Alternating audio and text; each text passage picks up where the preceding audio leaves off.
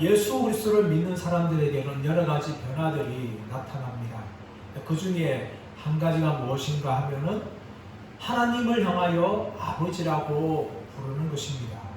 예수님을 믿고 거듭나게 되어지면 이 하나님 아버지에 대한 인식의 변화가 생깁니다. 그래서 그 하나님을 향하여서 아버지라고 그렇게 부르게 됩니다. 물론 자라나면서 육신의 아버지로부터 폭행이나 또 폭언이나 또 성적인 학대 여러 가지 피해를 입은 사람들은 쉽지 않지만 거듭나고 성령의 치유하심을 경험한 사람들은 하나님 아버지를 향하여서 아버지라고 그렇게 부릅니다.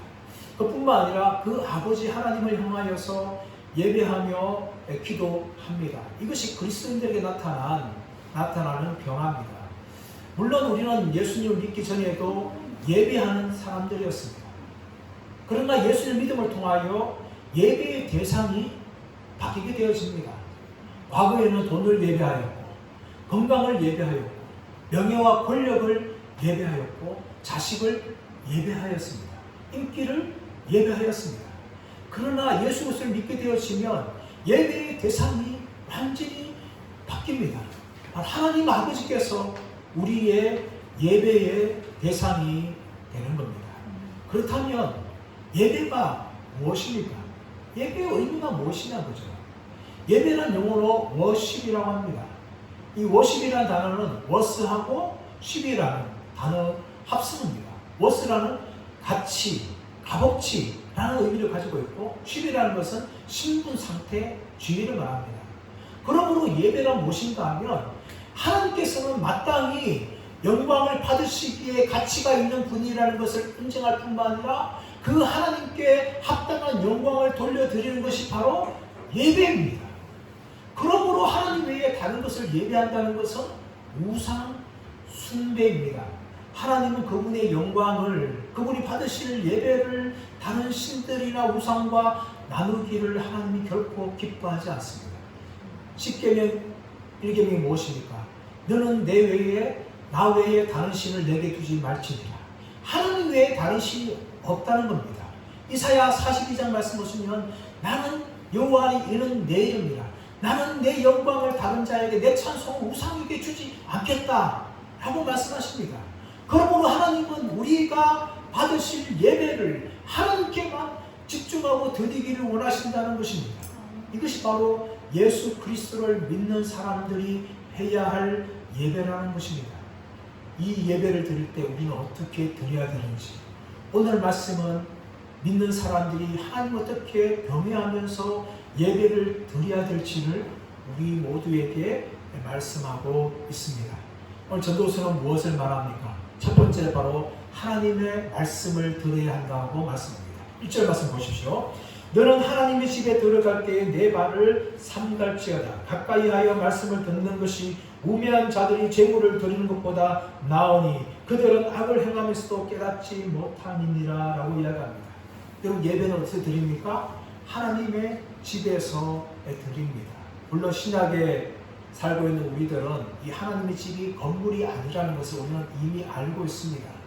이미 예수를 믿어서 구원받은 사람들이 이미 다 하나님의 성전, 하나님의 집이 되었습니다. 그리고 예수 그리스도를 믿는 사람들이 모여서 드리는 그곳이 바로 성전입니다. 근데 구약의 개념에서는 그것이 아니죠. 구약 개념에서는 건물이었습니다. 너는 하나님의 집에 들어갈 때에 이 하나님 집은 무엇인가 하면 솔로몬이 지었던 성전입니다. 다윗이 물론 성전을 짓고 싶었어요. 하나님께 제사를 드리고 예배를 드리는 그 성전을 짓고 싶었습니다. 하지만 하나님께서는 다윗이 피를 많이 흘렸기 때문에, 전쟁에서 피를 많이 흘렸기 때문에 다윗이 성전을 짓는 것을 허락하지 않았습니다. 그래서 다윗은 자신이 죽을 때까지 자신의 아들 솔로몬이 성전을 건축하기 위하여서 수많은 건축 재료들과 금과 은들을 그렇게 준비를 하였습니다. 다윗이 죽은 후에 솔로몬이 즉위하였습니다. 솔로몬이 즉위한 지 4년째에 이 솔로몬이 성전을 건축합니다. 그리고 이 성전은 무려 7년에 걸쳐서 건축을 합니다. 그래서 그 성전을 향해서 우리는 흔히 솔로몬의 성전이라고 말합니다. 이 성전에 들어갈 때에 오늘 말씀 보면 내 발을 삼갈지어다 라고 이야기합니다. 내 발을 삼갈지어라는 것은 무슨 말인가 하면은 이거 성전에 들어가지 말라 라거나 성전에 들어갈 때 네 발을 조심하라 그런 의미가 아닙니다. 내 발을 삼가라 이 말은 무슨 말인가 하면 하나님께 예배 드리는 것이 얼마나 조심스러운 것에 대한 경각심을 가지고 예배를 드려라 라고 이야기하는 겁니다. 그럼 왜 하나님께 예배 드리는 것이 이렇게 조심스럽습니까? 왜 하나님께 예배 드리는 것이 위험합니까? 구약에 보시면 예배 드리다가도 하나님의 진노를 받을 수 있기 때문입니다. 1년에 한 번씩 대제사장은 백성들의 죄를 속하기 위해서 송아지의 피를 가지고 지성소에 들어갑니다. 지성소에 있는 언약궤 위에 이 피를 뿌리면서 백성들의 죄를 회개하며 속죄를 합니다. 그런데 그 대장이랄지라도 대장에게서 죄가 발견되어지면 지성소에 들어가는 그 즉시 하나님의 진도를 받아서 죽을 수밖에 없었습니다. 하나님의 전에 들어가서 예배 드린다는 것이 그만큼 위험한 것이죠. 레위기 10장 말씀 가보시면 아론 대장의 두 아들 나답과 아비후가 하나님께 불을 드립니다. 제사를 드립니다. 제사를 드리는데 정해진 그 불을 드려야 되는데 다른 불을 드리다가 불이 나와서 그 나답과 아비후를 태워서 죽이는 사건이 일어나게 되어집니다. 그만큼 하나님께 예배 드린다는 것은 대제사장이랄지라도 자신의 목숨을 내놓고 예배를 드려야 되기 때문에 하나님의 성전에 들어갈 때에 내 발을 삼갈지어다 라고 말합니다. 물론 오늘날 저와 여러분들은 예수 그리스도의 은혜로 말미암아 예배드리다가 죽을 일은 없습니다. 하지만 오늘 성경에서는 정말 하나님 전에 들어가서 예배드리는 것이 얼마나 조심스러운 것인지를 우리에게 충분히 알려주고 있습니다. 그렇다면 이 예배를 드리면서 우리가 해야 할 일은 무엇입니까? 1절 말씀 보시면 가까이 하여 말씀을 듣는 것이 우매한 자들이 재물을 드리는 것보다 나으니 그들은 악을 행하면서도 깨닫지 못한다 라고 이야기합니다. 우리는 함께 예배 드리면서 가장 먼저 해야 되는 것은 하나님께 가까이 가서 하나님의 말씀을 듣는 일을 우선적으로 해야 합니다. 이 가까이 간다는 것은 무슨 말입니까? 하나님께 예배 드리기 위해서 또 기도하기 위해서 하나님 존전에 가까이 나아가는 것이죠. 그런데 그 가까이 나아가서 해야 할 일은 무엇인가 하면 말씀을 듣는 것입니다. 가까이 가서 말씀을 들으라는 거예요, 여러분. 신명기 6장 4절 말씀 가보시면 이스라엘아 들으라 주 우리 여호와는 오직 유일하신 여호와시니라고 말씀합니다. 이 들으라 이 들으라 단어가 샤마라는 단어예요. 이 샤마라는 것은 그냥 귀 듣는 것을 의미하는 것이 아니에요. 주의 깊게 듣는 것이고 그 들음에 대해서 순종하는 것이 샤마입니다. 샤마. 그런데 이스라엘아 들으라 이 한글 번역은 사실 잘못된 번역이에요. 들으라 이스라엘아. 들으라가 먼저 강조되어 있어요.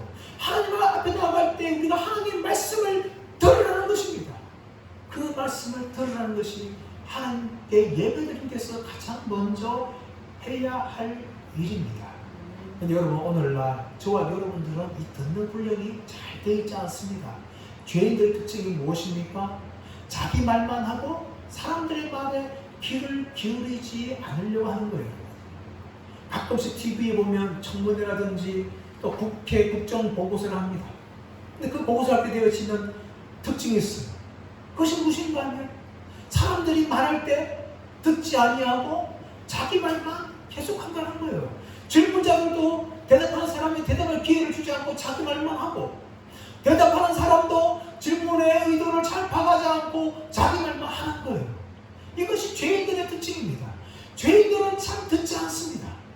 그러나 이 죄인들을 향하여 하나님 무슨 말씀합니까? 들으라는 거예요.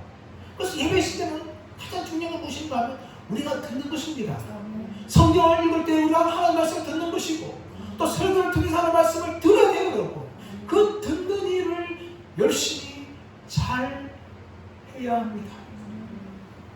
근데 여러분 제가 목회를 하다 보니까 성도들이 참 설교 시간에 잘 안 듣는다는 것을 종종 목격합니다. 제가 설교할 때 어떤 분이 계셨어요. 계시는데 이분은 딱 예배드리고 딱 자리에 앉으면 그때부터 주보를 딱 펼칩니다. 그리고 주보를 쫙 줄을 끄시는 거예요. 줄을 다 끄셔요. 설교할 때도 줄을 끄셔요. 그리고 줄을 딱 끝나고 나면 눈을 딱 감습니다. 그리고 설교가 끝난 후에 눈을 뜨시는 거예요. 제가 설교하면서 그분을 보면서 참 궁금해요. 도대체 예배 시간에 그 주보를 가지고 뭘 하는지, 주보에 오타가 나 있는지, 주보 갖고 살펴보는지, 뭐 그렇게 중요하냐고. 제가 말하고 싶지만 설교 시간 그렇게 할 수는 없잖아요. 그래서 제가 쭉 참고 설교 마칠 때까지 그렇게 할 때가 많았습니다. 아직도 지금 그분은 그렇게 하고 있는지 몰라요. 그래서 상당수 많은 분들이 예배 드리면서 설교를 들으면서 설교의 귀를 기울여 듣지 않습니다. 자기 할 일을 하는 것 같아요. 저만 그런 게 아니에요. 어떤 목사님의 감정이었습니다. 그분이 어떤 성도가 이제 임종을 이제 맞이하게 돼서 급하게 달려갔습니다. 그 성도님이 자신의 죽음이 다가오니까 막 두려워하는 거예요. 두려워하면서 이분이 솔직하게 자기의 마음을 그 목사님에게 고백합니다. 목사님, 제가 지금에서 솔직하게 목사님 말씀드립니다. 저는 목사님을 설교할 때 한 번도 제대로 들은 적이 없습니다. 설교가 시작되면 잠을 자든지 아니면 아예 제 수첩을 꺼내서 사업 구상을 했습니다. 저는 그렇게 목사님의 설교를 전혀 듣지 않았습니다. 그런데 제가 막상 죽음 앞에 서니까 저에게 떠오르는 말씀이 없어서 제가 너무나 두렵습니다. 그렇게 그분이 말을 했다는 것입니다. 사랑하는 여러분, 우리가 예배를 드릴 때에 우리는 예배에서 전해지는 말씀을 하나님 말씀 줄 믿고 귀를 기울일 줄 믿습니다. 그렇게 하지 않으면 막상 우리가 주님 앞에 설 때에 우리를 붙잡아 줄 수 있는 말씀이 없다는 거예요, 여러분. 너무나 두려운 것 아닙니까? 그러므로 우리는 예배 드릴 때에 정말 말씀에 우리의 귀를 기울여서 그 말씀을 통하여 주시는 하나님의 말씀을 우리가 들어야 한다는 것입니다. 여러분, 예수님께서 말씀을 전할 때에 마르다는 봉사를 하고 마리아는 예수님의 발 아래에 머물러서 예수님의 말씀을 들었습니다. 그 말씀을 들었던 마리아는 어떻게 합니까? 나중에 자신의 향료값을 떼뜨려서 예수님의 머리에 붓고 발에 붓는 일을 하였습니다. 예수님이 그걸 보면서 나의 장례를 준비한 것이다 하고 예수님이 정의해 주셨어요. 여러분, 왜 마리아는 자신의 향료값을 예수님께 깨뜨릴 수 있는 사람이 되었습니까? 예수님의 발 아래 머물러서 예수님의 말씀을 들었던 거예요. 하나 놓치지 않은 것입니다. 예수님께서 이 땅에 왜 오셨고 어떻게 죽으실지에 대해서 마리아는 깨달았던 것입니다. 그러므로 마리아는 자신의 평생의 재산과 같은 그 향료값을 예수님의 발에 붓고 예수님의 머리에 부을 수가 있었던 것이었습니다. 근데 여러분, 예수님의 발 아래에 머문다는 것은 무엇인가 하면 제자가 된다는 것을 의미합니다. 여러분, 마리아는 예수님의 말씀을 잘 듣는 제자였어요.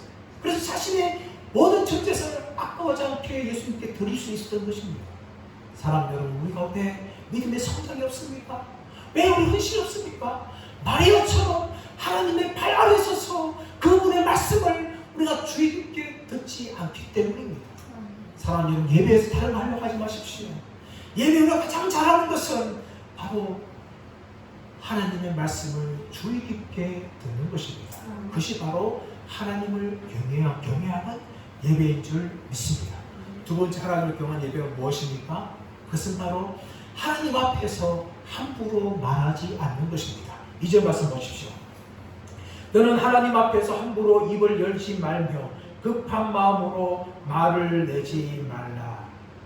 하나님은 하늘에 계시고 너는 땅에 있음이라. 그런즉 마땅히 말을 적게 할 것이라. 너는 하나님 앞에서 함부로 입을 열지 말며 급한 마음으로 말을 하지 말라. 여러분, 하나님 앞에서 뭡니까? 코람데오입니다. 코람데오. 이 코람 플러스 데오. 코람이라는 앞에서 데오는 하나님. 하나님 앞에서 코람데오라는 거죠. 이 코란데오라는 것은 존 칼빈의 종교개혁의 정신이기도 하였습니다. 또 다른 종교개혁자들의 정신이기도 합니다. 이 하나님 앞에서 의미가 무엇입니까? 오직 하나님께 영광을 돌리며 하나님의 모든 이름을 높여드리며 하나님 안에서 하나님을 의식하며 살아가겠다라는 것이 이 코란데오의 의미입니다. 제가 성경 강의를 공부했던 천안에 있는 고려신대원에 이 마당에 풀밭이 있었는데 그 풀밭에 코란데오라는 글자 크게 쓴 빗을 있습니다. 그래서 졸업하는 분들 대부분 다 한 번씩은 그 돌빗을 앞에서 동기들과 함께 사진을 찍습니다. 저도 그렇게 사진을 찍었어요. 그 코란데오라는 것은 이제 내가 이 신대문을 졸업하면서 나의 평생의 목표를 하나님 앞에서 하겠다 하는 결단이 없는 그 사진이라면 아무 소용이 없는 거죠. 여러분, 목사가 설교할 때에 목회를 할 때 누가 앞에서 해야 됩니까? 하나님 앞에서 해야 합니다. 하나님 앞에서. 성도들의 귀를 즐겁게 하고 성도들이 듣고 싶은 말을 전하는 것이 아니라 하나님 말씀을 깊이 연구해서 하나님 말씀을 가감없이 전하는 그 일을 바로 하나님 앞에서 하는 것입니다. 사람들을 위해서 일하는 것이 아니라 성도들을 사랑하는 성도들을 기도하고 그들을 목양하는 것이 바로 하나님 앞에서 하는 목양이에요, 여러분. 그렇게 목회를 해야 됩니다. 예배도 마찬가지입니다. 우리가 예배 드릴 때 찬양하는 것은 누구 앞에서 하는 겁니까? 사람들의 길을 의식하기 위해서, 내가 찬양을 잘 부른다는 것을 내기 위해서 하는 것이 아니라 하나님이 나의 찬양을 받으신다는 것을 생각하면서 하나님께만 예배를 올려드려야 됩니다. 찬양대도 마찬가지예요. 찬양대할 때에도 그 찬양대 숨기는데 나의 화려한 목소리를 사람들 찬양하기 위해서 하는 것이 아닙니다. 오직 하나님만을 의식하며 하나님을 높이기 위해서 찬양을 해야 합니다. 근데 그렇게 하지 않고 그 찬양을 듣는 사람들로 하여금 나의 목소리에 감동되도록 부른다면 그것은 하나님 앞에서 예배를 드리는 것이 결코 아니라는 겁니다. 심지어 이 찬양으로 섬기면서 악기로 또 목소리로 찬양하면서 저는 정말 하지 말아야 될 것이 있다 생각합니다. 그것은 무엇인가 하면 폐의를 받고 섬기는 거예요. 한국교회의 문제점입니다. 성가대의 수준을 높이기 위해서, 성도들을 끼치기 위해서 그렇게 한다는 거예요. 그 사람 기뻐하시겠습니까? 아닙니다, 여러분. 하나님은 우리의 중심을 받기를 원하시지, 우리의 화려한 음악 소리와 우리의 아름다운 목소리 때문에 하나님이 결코 감동한 분이 아닙니다. 하나님은 우리의 중심을 보시는 것입니다. 그런데 많은 사람이 착각하고 있는 거예요. 우리가 아름다운 목소리를 찬양하면 하나님 영광 받으실 것이라는 그런 착각하여서 솔리스트를 채용을 하고 악기를 이렇게 하는 사람들 채용을 하면서 페이를 주면서 음악 수준을 높입니다. 그 하나님 받으신 예배가 아니에요. 그 짓을 누가 한 거예요, 여러분? 중시시대 때 가톨릭이 한 겁니다, 여러분. 중시시대 가톨릭에 남소년들의 찬양 합창단이 있었어요. 거세를 하여서 중성의 목소리를 만드는 거죠. 그 사람들로 하여금 마치 천사가 찬양하는 것처럼 그렇게 조작한 목소리를 내게 합니다. 여러분, 그것이 하나님 기쁘게 한 걸까요? 하나님은 하늘에서 우리 인간의 목소리와 비교할 수 없는 천사의 찬양 소리를 들으신 그분이 천사의 소리보다 못한 우리 인간의 목소리에 감동되실까요? 아닙니다, 여러분. 하나님은 결코 인간의 화려한 음악 소리와 아름다운 목소리 때문에 감동하는 것이 아니라 우리가 정말 그분 앞에서 우리가 얼마나 죄인이며 우리를 구원하신 것에 감사하여서 감격하며 예배드리는 그 마음의 중심을 하나님 기뻐하면서 그 예배를 받으시는 것이죠. 그것이 바로 하나님 앞에서 드리는 예배입니다. 이렇게 예배드리는 우리들이 해야 할 일은 무엇인가 하면 우리의 말을 함부로 하지 말고 우리의 말을 하지 않는 것입니다. 그러나 많은 사람들이 예배를 드리며 기도하면서 참 많은 말을 합니다. 함부로 하나님께 말을 합니다. 왜 그렇게 합니까? 하나님에 대해서 불신하기 때문입니다. 또 하나님이 우리의 기도와 예배를 받지 않을까 하는 것에 대한 무지이기 때문에 참 많은 말들을 합니다. 그러나 하나님 앞에서 우리가 많은 말을 할 필요가 없어요. 기도할 때도 많은 말을 할 필요가 없습니다. 이제 말씀 보십시오, 여러분. 하나님 어떤 분이십니까? 하나님은 하늘에 계시고 너는 땅에 있습니다. 하나님이 하늘에 계신다는 것은 대표적으로 하나님의 두 가지 본성에 대해 말합니다. 하나는 무엇인가 하면 초월성입니다. 또 하나는 전지성입니다. 하나님은 절대자며 창조주이시고 인간을 비롯한 모든 것들은 다 피조물에 불과합니다. 하나님은 절대적 타자십니다. 우리 인간과 세상의 만물과 비교할 수 없는 영광스러운 분이시며 전능하신 분이십니다. 그러면 하나님은 초월자겠어요. 인간과 비교할 수 없습니다. 하나님 비교의 대상이 되지 않는 것이죠. 그뿐만 아니라 하나님은 전능하신 분이십니다. 전지하신 분이십니다. 우리의 모든 것을 다 알고 계십니다. 그러므로 우리가 해야 할 일은 하나님 앞에서 많은 말을 할 필요가 없는 것입니다. 마태복음 6장 7절 말씀 가보신 예수님께서 너희는 이방인들처럼 중언부언하는 것처럼 하지 말라. 저희는 한 말을 하여야 들으실 줄을 생각하느니라. 이방인들은 그 신들을 향하여서 자신들이 열심히 강구하고 많이 말하지 않으면 신들이 자신들의 사정을 알지 못한다라고 착각하였습니다. 그들의 믿음이었어요, 여러분. 그러나 예수님께서는 무슨 말합니까? 하나님은 결코 그런 분이 아니다. 하나님 우리가 강구하기 전에 우리의 모든 사정을 다 알고 계시는 분이시다. 그러므로 너희는 이방인들처럼 하나님 앞에서 중언부언하면서 많은 말을 하지 말라. 그렇게 예수님께서 기도에 대해서 가르칩니다. 사람 여러분과 기도하면서 왜 많은 말을 하려고 합니까? 그건 하나님께서 무지하기 때문입니다. 하나님 혹시 저 우주에 계셔서 나의 사정을 알지 못하시는 것은 아닌가 하는 생각을 가지고 있기 때문입니다. 그렇지 않습니다. 하나님은 우리가 범접할 수 없는 정말 위대한 분인가 동시에 하나님은 우리의 기도에 세미한 소리까지도 귀를 기울이시는 그런 분이십니다. 하나님 우리가 그분 앞에 가까이 갈 수 없는 위대하고 전능한 분이십니다. 이번 여름에 중국의 베이징에 큰 홍수가 났어요. 그래서 그 베이징에 있는 자금성, 옛 명나라, 청나라 시대 때 황제가 살고 있던 그 궁전이 침수되었어요. 여러분 그 자금성이 침수되기 전에 저도 가본 적이 있습니다. 정말 경복궁과는 비교할 수 없을 만큼 어마어마하게 정말 큰 궁전. 그 궁전에 명나라 시대 황제들과 청나라 시대 황제들이 그곳에 가였습니다. 지금은 황제가 없죠.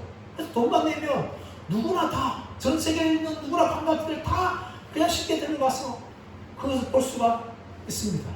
하지만 황제가 있을 때 그 당시에 그 자금성에 들어가서 황제를 배알한다는 것은 목숨을 내놓아야 되는 것입니다. 심지어 외국의 사제를 지나도 자금성 성문 앞에서 물어보러 황제 앞에까지 나가야 될 만큼 그 황제는 두려운 존재였어요. 그러니까 하나님은 그 황제와 비교할 수 없을 만큼 전능하시고 위대한 분이십니다. 초월하고 계십니다. 그럼 여러분 동시에 그 하나님은 우리의 사정을 다 아시고 우리의 간구 소리를 아시고 우리의 마음을 아시는 분이십니다. 그러므로 우리가 해야 할 일은 무엇입니까? 그 하나님을 향하여서 우리의 마음을 가지고 나가면 돼. 우리의 상한 심령을 가지고 나가야 됩니다. 물론 그 상한 심령이 너무나 크기 때문에 하나님이 부르실 수 있지만 하나님이 나의 사정을 모르거나 내 기도를 듣지 않으시기 때문에 많은 말을 하려고 하거나 급한 말을 할 필요가 없다는 것이죠. 그러므로 여러분 과거에 정말 우리 믿음의 선배들이 부흥회 때 불렀던 노래가 있습니다. 아시지요 아시지요 아시지요 주님 아시지요 아시지요 아시지요 주님. 믿음의 성도들이 기도할 때에 부흥회 때마다 자신의 문제를 가지고 어려움 가지고 기도하면서 이 찬송을 올려드릴 거예요. 그것은 무엇입니까? 하나님은 정말 높고 높은 위대한 분이시지만 우리의 상한 마음과 아픈 마음까지도 다 알고 계시는 분이심을 우리가 알기 때문에 그 하나님을 향해서 아시지요 하면서 밤을 새면서 그렇게 노래 부르며 기도를 했다는 것입니다. 사랑하는 여러분, 저와 여러분이 그것을 체험하는 분들 되기를 간절히 바랍니다. 하나님 위대한 분이시지만 우리의 상한 마음, 아픈 마음까지 다 알고 계시기 때문에 아시지요 주님, 아시지요 주님 하면서 그 하나님께 기도하는 저와 여러분들 되시기를 예수님의 이름으로 축원합니다. 세 번째, 예배는 하나님을 교훈하는 예배는 무엇입니까? 예배는 바로 삶으로 나타나야 한다는 것입니다. 4절 5절 말씀 보십시오. 내가 하나님께 소원하였거든 갚기를 드리게 하지 말라. 하나님은 우매한 자들을 기뻐하지 아니하시나니 소원한 것을 갚으라. 소원하고 갚지 아니하는 것보다 소원하지 아니하는 것이 더 나으니. 여러분, 예배는 교회 안에서만 드리는 것이 아닙니다. 예배는 교회를 넘어서 우리의 삶으로, 우리의 몸으로 예배를 드려야 됩니다.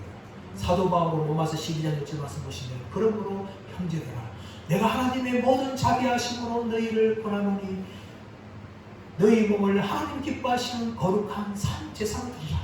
이것이 바로 너희가 드릴 영적 예배니라 라고 말씀합니다. 여러분, 영적 예배라는 것은 합당한 예배라는 것입니다. 무엇이 하나님 드리는 합당한 예배입니까? 우리의 몸을 하나님 앞에 거룩한 산 제사로 드리는 겁니다. 우리의 몸이 단지 60만 많은 것이 아니라 우리의 삶을 표현하는 단어입니다.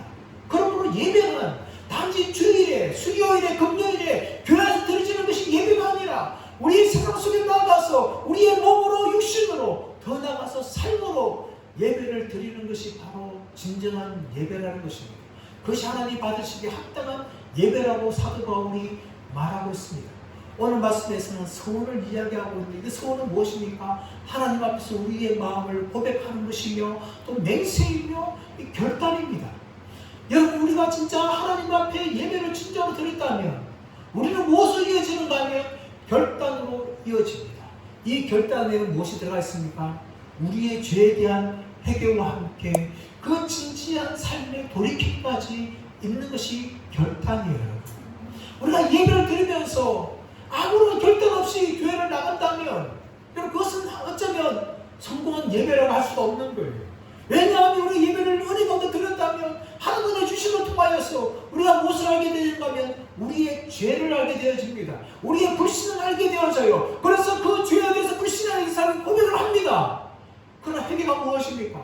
고백만 하는 것이 아니라 삶에서 돌이키는 것까지 이어지는 것이 회개가 아닙니까? 회개는 바로 열매가 나타나게 되어지는 것입니다. 그러므로 예배를 드린다는 것은, 예배를 성령 드리고 얻어 받다는 것은 단지 감정적으로 위로를 받는 것이 아니라 우리 삶에서 우리의 삶이 변화되어지는 것까지 이어지는 것이 바로 예배라는 것입니다. 오늘 말씀 보시면 내가 소원하였거든.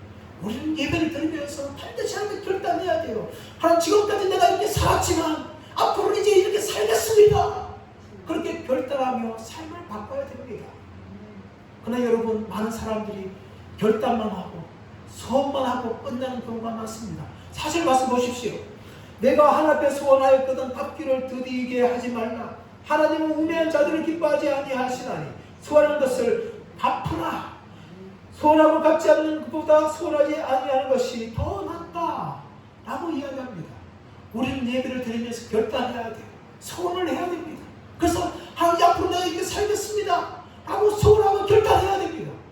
그러나 이걸 결단한 다음에 그것을 갚거나 행하지 아니하면 차라리 소원하지 않는 것보다 못하다 라고 말하는 것입니다.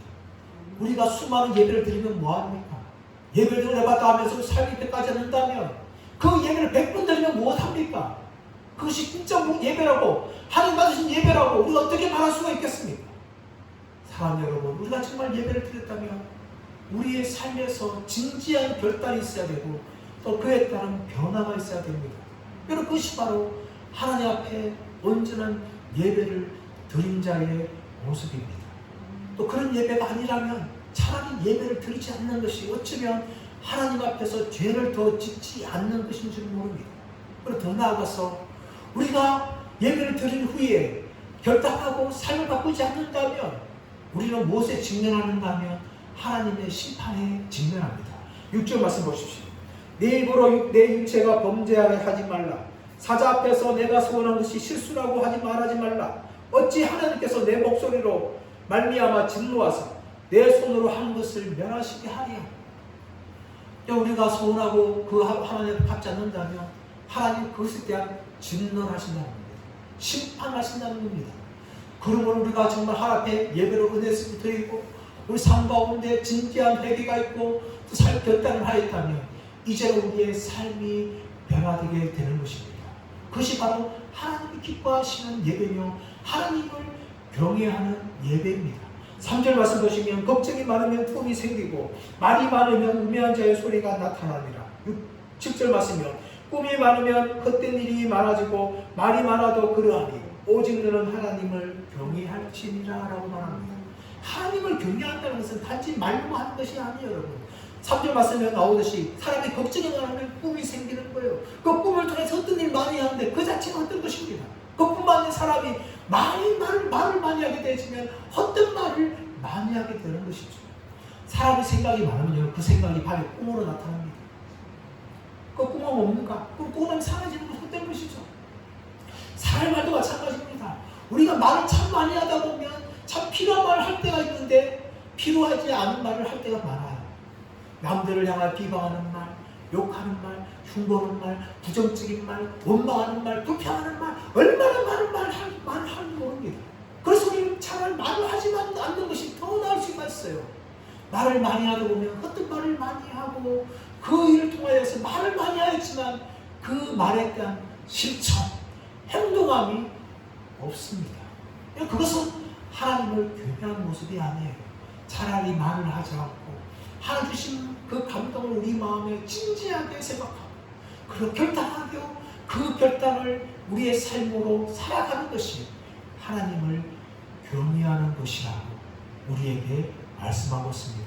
사랑하는 여러분, 저와 여러분 모두가 다 예배의 성공자가 되기를 축복합니다. 하나님 앞에서 하나님 말씀을 진지하게 듣고 그 말씀을 들음을 통하여서 우리의 마음을 돌아보며 우리의 입술을 닫고 그 하나님 앞에서 우리가 결단한 것을 삶에서 실천함을 통하여서 우리의 몸으로 하나님께 거룩한 산제사를 올려드리고 예배에 성공하고 하나님을 경외하는 예배를 드릴 수 있는 저와 여러분 모두가 되시기를 예수의 이름으로 축원합니다.